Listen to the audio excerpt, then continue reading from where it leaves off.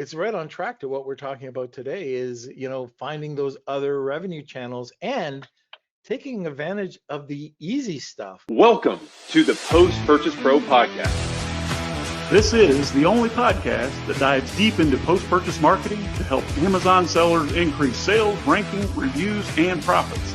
It's everything that happens after the initial sale that makes a difference. We call this the back end. Hello, and welcome to another episode of the Post-Purchase Podcast. I'm one of your hosts, Shawn Hart, hanging out with my co-host, Seth Stevens, and we have the one, the only, the legend in his own mind, Norm Farrar, the bearded one, 30-year entrepreneur, e-commerce success story, just rinse and repeat over and over again. Norm, you've dealt with huge brands, you've dealt with small brands, you've launched podcasts, you have seller tools, you have a community of sellers. You're the biggest clubhouse guy I know on this new app that I'm trying to figure out, and just so stoked today, my friend. Ever since I first met you in person, I've been dying to get you on the show. So I'm so glad that you're finally here. Seth, say hello, and then we'll turn it over to Norm. Yeah, exactly. So I want to echo everything Shawn just said, Norm. Ever since we sat down there in Las Vegas together, I was really excited for this moment right here so we can dig into your background. It doesn't really feel like you know somebody until you interview them on a podcast. Right. So I'm excited to jump into your background. But for now, Norm, let me give you an opportunity to introduce yourself and tell your version of what Shawn just said there. Okay, yeah, and again, it's going to be Reader's Digest, but I started in the e-com business way back in the 90s, late 90s, mid to late 90s. From that experience, a lot of the larger companies would come to me because I was one of the only guys up there. Anyways, I got involved with manufacturing. We had my family had two factories in Taiwan that we operated. We had a fulfillment center. We had specialty packaging company back in the States. Got rid of those or sold those. And then we still have a manufacturing company in China right now. Got a bunch of different companies. Honu Worldwide is one of the companies, very successful product innovation company. My own brands. I live for vertical integration, and I'll just keep it like that because I can go on for a half hour about things that we try to do, but vertical integration from A to Z. Vertical integration. I love it. So welcome to the podcast. I know folks out there are going to love today's interview. Seth and I joined forces back in 2014. He actually worked with me as an intern because I'm a lot longer in the tooth than he is, and you're a lot longer in the beard than both of us. So Seth worked as an intern. He graduated college. He was seeking a mentor a couple years later. He actually saved my life and invited me to come mentor him and got me back in the game, got me back relevant. So we joined in 2014 and started creating brands on Amazon, and it's been a fun adventure. We get to meet all kinds of cool people. But Norm, the reason we're here today is that Seth and I are huge proponents of building an audience and a customer list and using that as an asset in our business, in our clients' business, to further their sales, reviews, rankings, and so on. And it just drives me absolutely insane. I know that you're into this because you're from the 90s, back when we depended on back-end sales and upsells and cross-sales. But so many people, Norm, in our industry, that is resellers on Amazon, are not paying any attention at all in developing a relationship, nurturing a relationship, and then leveraging that relationship for ongoing sales. It drives me insane. Do you share that? 100%. I talk to a lot of, especially new Amazon sellers. You can say this all day long, just like press releases or content. What you're talking about are essentials, and it's a revenue stream that people don't realize that they're leaving so much money on the table. And I can't figure out why they're not getting involved with it. It's not hard to do. It's not hard to get people on a listing to go over to your page and drop an email. So you can build. I didn't tell you this, but I was working with a brand that had 280,000 emails. These are current emails. Okay, now this goes back about 4 years ago. They had not done not a single email to those 280,000. That's a sin, man, an absolute atrocity. Seth, what do you say to that? Well, Norm, I would like to say that that's rare, but we see that happen all the time. We run across a very, very successful e-commerce entrepreneur that's building a brand on Amazon, and they know that they need to build an audience. And some of them have went through great lengths to actually build the audience, but then, that's where it stops. And I think part of the reason that nobody actually does anything is there's no course. Building a post-purchase ecosystem is not in the latest and greatest course out there. It's not normal for an Amazon seller to be thinking about it. And Amazon does a pretty good job of making you feel like, well, these are my customers, you stay away. Don't talk to the people that you're serving. And they kind of make that divide there. So what do you say to that, Norm? Yeah, it's constant learning. I was just at a mastermind in France, actually with Shawn, and I was watching his presentation, and he was using techniques that, like, I should know. And it's so simple, but I forgot that I could apply simple things that could get me. You know what your problem is, Norm? Just like that kid in the back of the room that's doing $2 million a month selling vitamins. You're making too much easy money, so you're not focused on this. That's exactly what I told him too. But no, it was true. I just looked at it and I went, oh my gosh. So as soon as I got back, I told the team, we got to take a look at this, read the book. Hallelujah. And by the way, I found that very informative. I was able to get most of, I've just got a couple pages left, but the way that that book is laid out, very easy to read. Actually, I like the book better than I like the Audible. Really? Thank you, Seth. See, I'm not a weirdo here. I love holding a book myself. I actually have I'm one an old guy sitting right here. Seth will not read a book if it's not available in audio, and I think he's really missing the boat. But look, Seth, paper made from trees. So that's a good point, Norm. So I'd love to hear, we wrote that book and we kind of poured our heart and soul into it, but you read it with your own unique set of eyes and your unique experiences. What did you pull out of those pages that kind of opened up and said, well, there's something to think about here? Well, when you get into anything, whether it's going to be PPC or doing an Amazon listing, you got to know something about it. If you haven't taken a course in Amazon, or I mean, even the basics, if you haven't done that, you got to know it. And I always look at this book. Okay, it's not a hard read. It's a very simple read. It lays out different steps, different techniques, and it just shows you to open your mind up. So when let's say you hire somebody, at least you can say, this is what I want to do. Or if they're talking to you about something, you got, an understand. You don't have to be a pro or an expert in everything, but you should know a little bit about it so you know what you're talking about. Like, I'm not an expert in everything I do. Graphic artist, I would suck. Now, I used to build grandfather clocks. I don't know how to hammer a nail, but I hired the experts to do it. So, but no, ex-grandfather clock builder, now a grandfather. Yeah, exactly. No, I don't think so, but who knows? Anyway, just going back to the point is you always have to keep your mind open to learning all the time. And there's always new marketing techniques that come across the plate, even though this is old school marketing. So yeah, when I was growing up, this is what there's nothing different to this.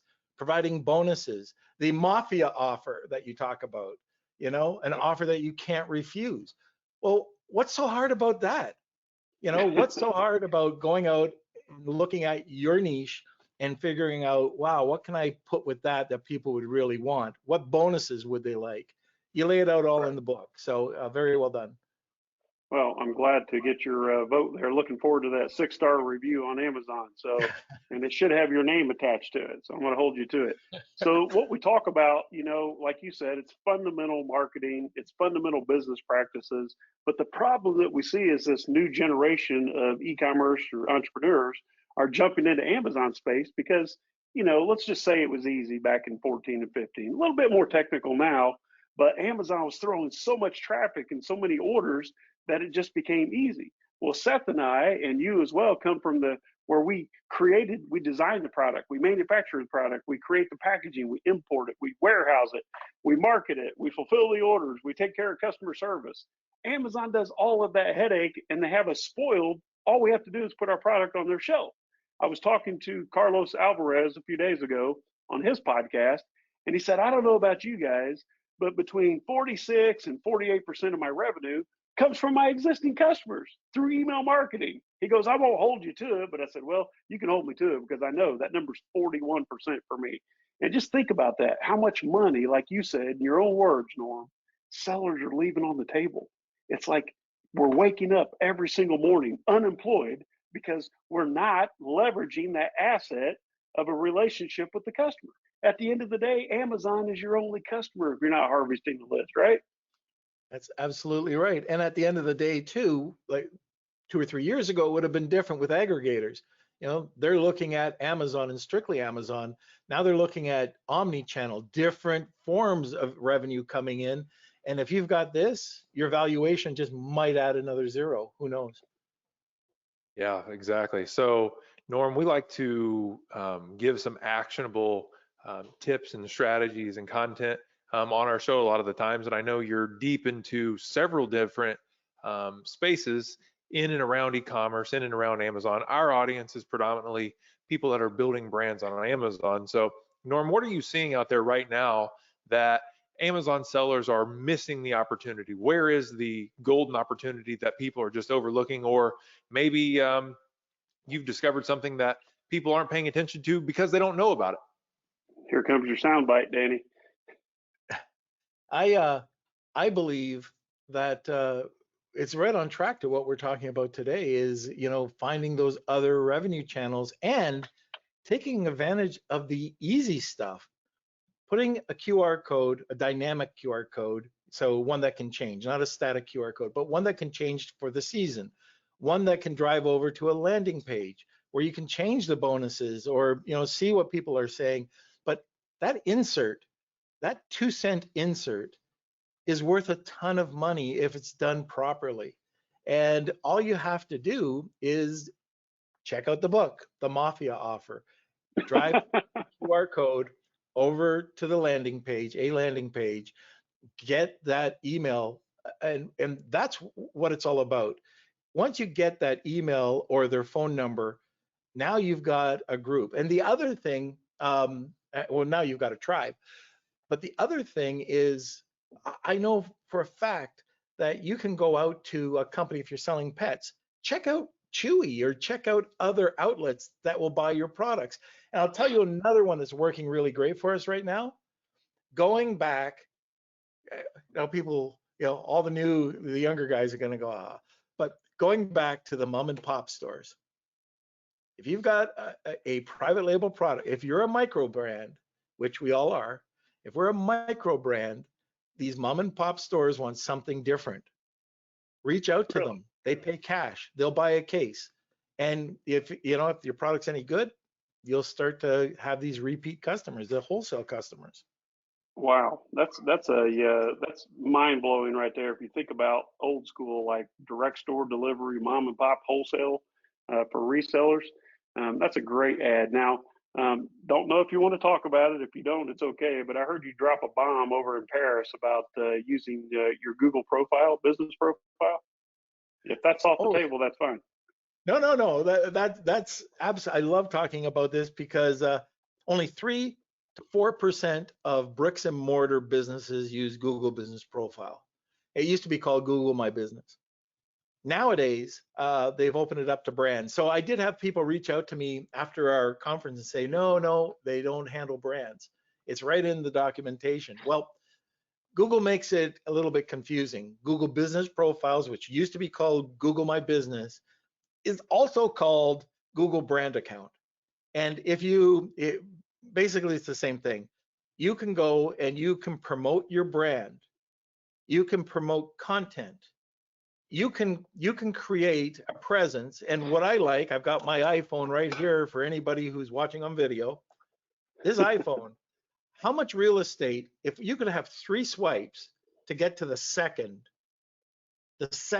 person, the second ranked person, if you have a relevant search for your keywords and you have 3 full swipes and it's only you, a person that is ranked on Google for Google, not Maps, Google brands, if you're number 1, you cannot be number 2. So you have 3 swipes. And then you've got that huge real estate on the right-hand side on a desktop. But what a lot of people don't realize is the power of this. So forget, I'll get to the content in a second, but if you can take your brand, post it on Google Brands or Google Business Profile, put the image up there, have it go back to your Amazon listing. What does Amazon say? They want external links. It's an automatic shoppable link. The second you post it and it goes into Google Images, it's a shoppable link. Now you can drive that same image or a different image over to your Amazon store, or how about Walmart, or how about over to your own website. So all of these images that you can put in are under your brand. Now let's say you have different products or different brands. You can add them under your profile. So if you're very diverse and you have a wide selection, let's say you're in beauty and you have a wide selection of beauty products, possibly multiple brands, it's all under that same listing. The other thing that I love is the ability to index. You have content on your site, you have social media posts. You can either, by taking, when you start the account, you have to have what's called an anchor link. It's just a URL. It's the link that you want the profile to go to. Now, these are different than the images. This is, okay, you might go back to your Amazon listing. So every single thing that you publish, so you've got a blog article and it has that link over to your Amazon store, Google will index immediately.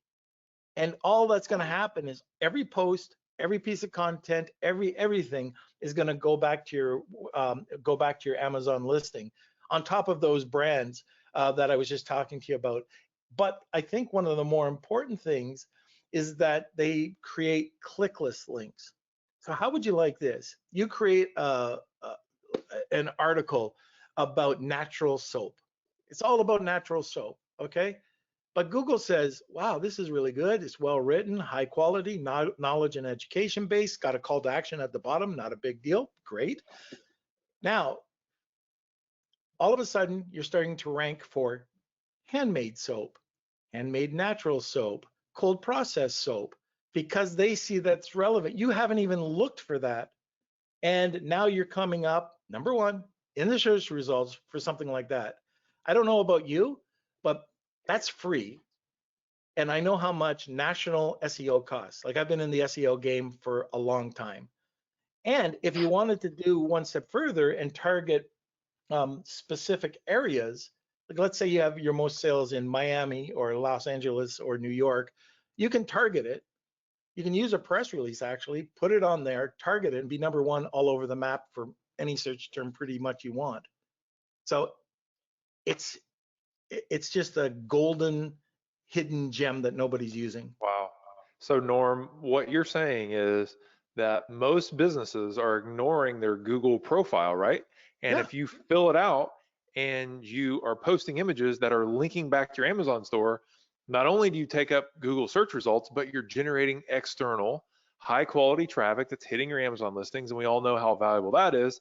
That ranks your products in Amazon for free, basically, Norm. That's an amazing hack. So what are you seeing results-wise from using this strategy? We're seeing a ton of extra traffic. We're seeing a ton of traffic that come to our website.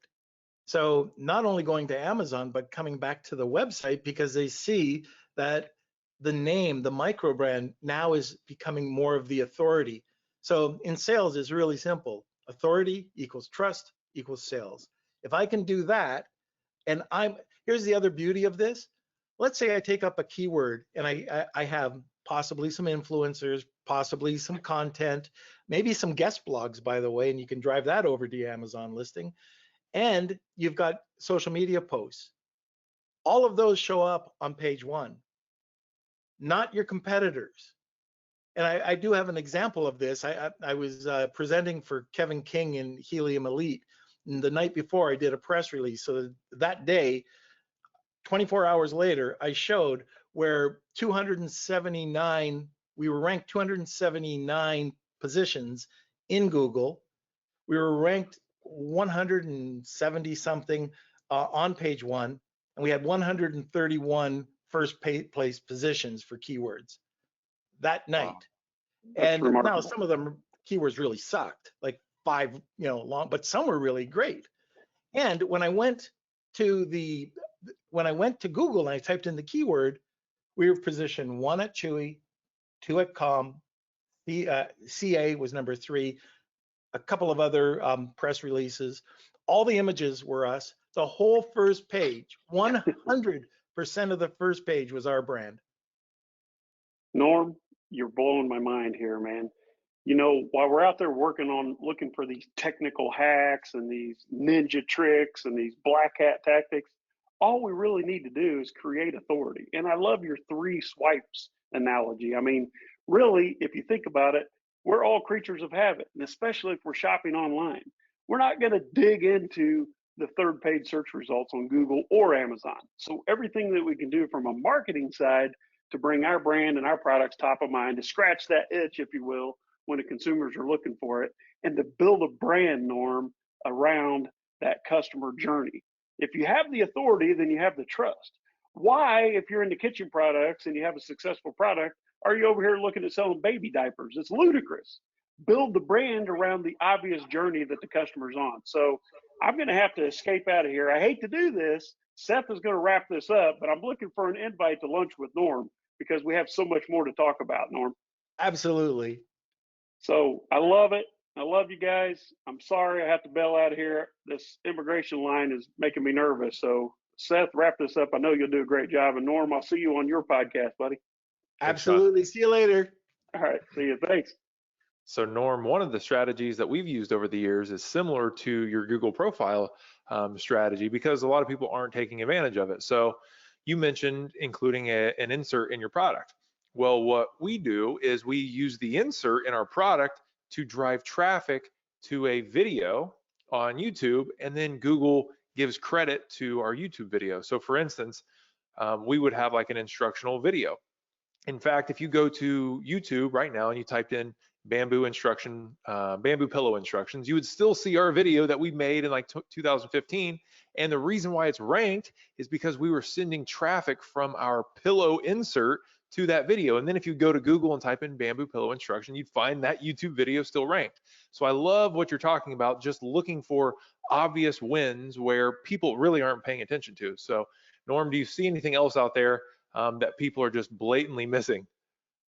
All the old school marketing, all the unsexy stuff. Yeah. They're just missing that. The other part to this isn't so much of a hack, but the customer experience. So when you're looking at an Amazon search, you're going to see 3 tiers. You're going to see your bottom feeders, the discount sellers of the same product, and Dead Sea Mud. Let's say, take that for example. I've done this. I've taken a look, and it's $6.74 up to, let's say, around the $19 to $20 range. Packaging sucks. 8 ounce to 16 ounce. How do they make money? The second tier is, it could be around the 20 range up to about the 40-ish to 50-ish range. And then you got your top tier, and that top tier is in the 70s to in the 90s. Well, the most expensive Dead Sea Mud on Amazon is a 3.5 ounce package, packaged unbelievably. So my point is, pick the level where you want to be, make sure the customer experience is there. So if you have a package that comes to your house, would you buy it again? Like for my product, I have some beauty products. I leave a little window open so they can smell the product before they can open the package. Nice. So that kind of gets them going. It's so easy to do. And if we have time, do you have a time for a 1-minute case study? Yeah, let's do it, Norm. Okay, so this is something that I talk about quite a bit. We had a customer come to us with a knife. It was the same boring knife as everybody else that was selling. It came out at $49. His cost was $16. So it was okay, like 3 times, cost of goods. But anyways, I looked at it and I said, let's change the packaging. It was in a clamshell, ugly package. I said, let's do it with like a nice, rigid cardboard, magnetic flip. It just made it look nicer. That came out and we brought it up to 79, and we brought it up to 89, 99. We ended up selling at 124. and then bringing it back between 99 and 124, depending on the season. Then going back and saying, okay, let's take the same $16 knife. Let's get a piece of really nice wood, $3. Let's package it kind of like in an iPhone case. It didn't cost much at all. And let's take a hammered look instead of the 67 layered Damascus knife and sell the $16 knife for $224. $3 worth of packaging. The point is, another huge tip, perception is everything. Perception is everything, Norm. So that reminds me, I've been reading a very well-known book, Influence, by Robert Cialdini. And one of the studies that they did in that book talked about your exact point. It is, if I charge more, the customer automatically assumes that they're getting higher value. And you're saying, well, not only can I charge more, but if I give them an experience that matches that price point, they're going to be overall more satisfied. And they got a completely different experience versus buying out of that plastic clamshell. And all you did was think a little differently, even though it was the exact same knife. We had the exact same experience, Norm, when we were selling hearing amplifiers. We tried to sell this cheap hearing amplifier that cost us $2.99 in China for $10 because we were giving our customers a great value, right? But nobody wants a hearing amplifier for $10. So we raised it to $30 and it sold a little faster. And then we raised it to $50 and it sold faster. We ended up settling at a price around $80 on a $3 product cost because people wanted to pay more, so they got more value. They felt better about it. And you're right, we changed the packaging, we gave them a better experience, but overall the perception was, as I raised my price, I got an advantage in the marketplace because I was able to break out of the middle of the pricing pack. So great advice there, Norm. So as we transition to the last part of our show, we have a few fun questions and a couple nitty-gritty questions to figure out what's going on in your world, Norm. But the first one is, you've got all this experience, you've done all these things, you've been around since the 90s in this game. What is your favorite business book, Norm? My favorite business book, well, I'll tell you, the one that changed my life, the E-Myth, and now it's called E-Myth Revisited. Yeah. And the only reason I can do what I do right now is because I've systemized and automated everything. If I'm looking at a business or if I'm looking at a brand and I can't make it automated and scalable, I move on. And it's all because of Michael Gerber. That book is great, and it completely changes the way you view business, doesn't it? Yep. It makes you view your business like a machine that needs to operate, and you're standing outside of the machine looking at it saying, okay, is this actually working?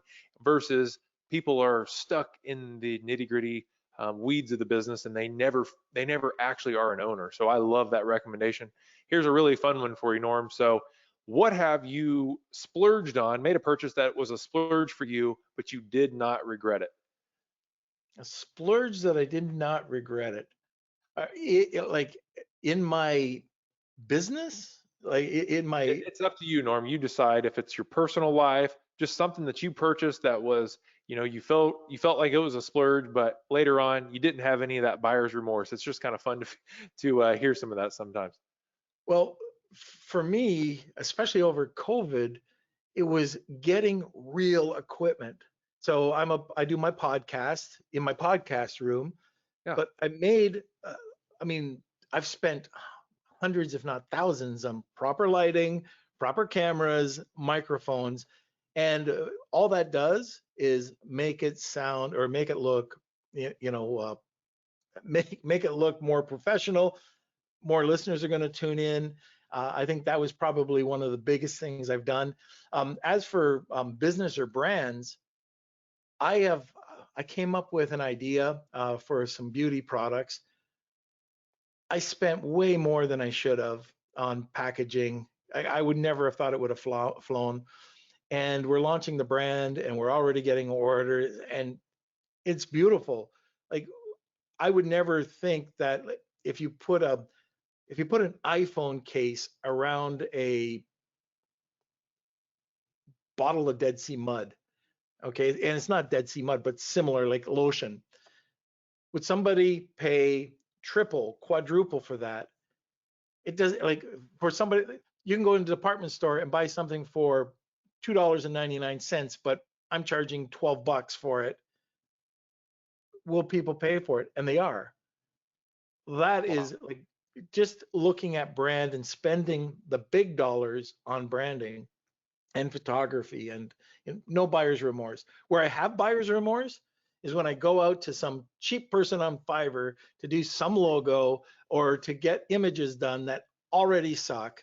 They come back, you've got to make all the adjustments, and you've got to probably go to somebody else, because there's times and places to spend good money in marketing, or even in your home life. Like right over there is my man cave.